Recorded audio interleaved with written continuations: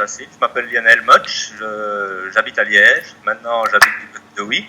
J'ai fait des études de design industriel de 2001 à 2005. Et là, ça fait maintenant 7 ans que je travaille dans le domaine des aires de jeu pour enfants, en concepteur. Mais alors, à côté de ça, j'ai décidé de développer un atelier de récupération pour faire du design de récupération.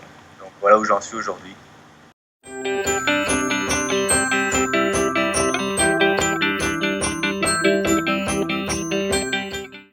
Bah, écoute, mon cœur a toujours un peu balancé entre les arts et les sciences. Donc en secondaire, j'étais plutôt poussé par mes parents pour aller vers les sciences. Donc à la fin de mes secondaires, j'ai choisi d'entamer des études à Jean Blou en horticulture. Après 2 ans, je me suis rendu compte que c'était pas trop vers où je voulais aller, même si la nature m'intéresse beaucoup. Et j'ai décidé de faire le design. Donc un autre volet qui m'intéressait, celui des objets, celui des formes, ça m'a toujours attiré, intéressé. C'est un peu comme la nature quelque part. Il y a des belles formes, il y a des beaux objets, il y a des beaux cailloux que je ramassais quand j'étais petit, que j'ai ramené à ma mère pour encombrer son étagère. Et voilà, donc je me suis lancé dans les études de design et ça m'a beaucoup plus convenu que les études horticoles. Et voilà, donc maintenant j'en ai fait mon métier. Et si on pouvait aller encore plus loin là-dedans et en faire vraiment un métier d'indépendant, ce serait vraiment chouette. On espère bien, en tout cas dans un futur plus ou moins proche, arriver à en vivre avec les collègues de l'atelier 16. Ok. Vous êtes combien dans ce collectif ? On est 4. 4. Donc dans le groupe, il y a 2 designers, moi et Pierre Frins. Et alors avec nous, il y a aussi un ébéniste, Grégory, et un deuxième ébéniste avec une formation plus technique en électromécanique notamment, Olivier Willem. Et alors ces 2 personnes sont aussi décorateurs d'intérieur. Et voilà, donc on est nous 4 là-dedans. On est pour le moment, on était encore tous aussi occupés à travailler à temps plein dans d'autres branches, mais comme je te l'ai déjà dit précédemment, on envisage quand même pouvoir à un moment donné vivre de notre passion.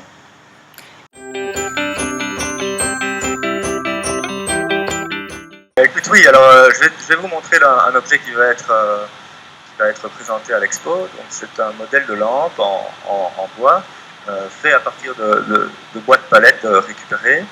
On a voulu, à travers cet objet, que je vais le montrer, je ne sais pas si on le voit bien.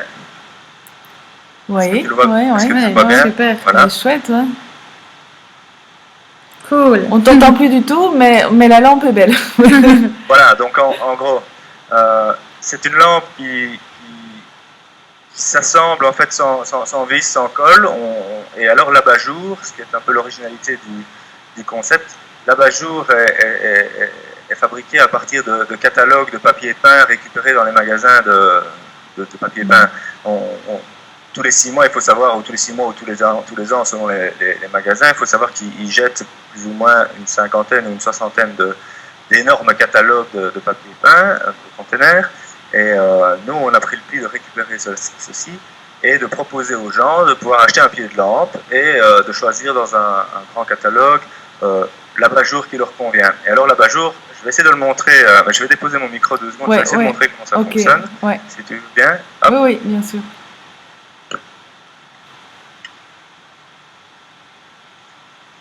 Ah, super. Donc tu peux même transformer ta lampe.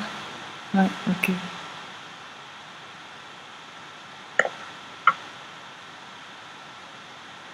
Génial.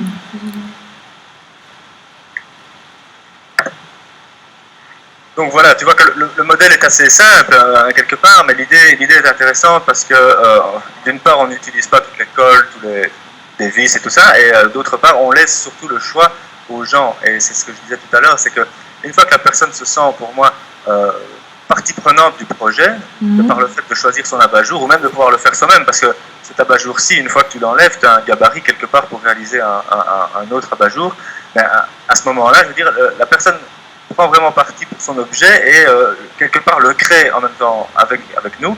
Et donc ça devient aussi son objet quelque part, plus que s'il l'avait simplement acheté. Donc c'est à travers des objets comme ça, en tout cas, je pense qu'on arrive à faire passer vraiment un message plus responsable sur la manière dont on consomme, en tout cas sur l'upcycling. Donc, voilà.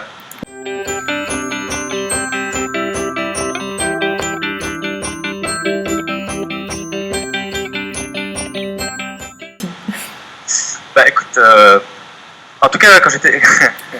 beaucoup de choses. Quand j'étais petit, je rêvais à la fois d'être montagnard, parce que j'ai fait beaucoup de montagnes quand j'étais petit, mais je ne pensais pas travailler dans un bureau ni devant un ordinateur, mais pour tout avouer, je pensais travailler plutôt dans la nature. J'avais envie d'être au contact de la nature et d'être à l'air frais, au grand air en tout cas.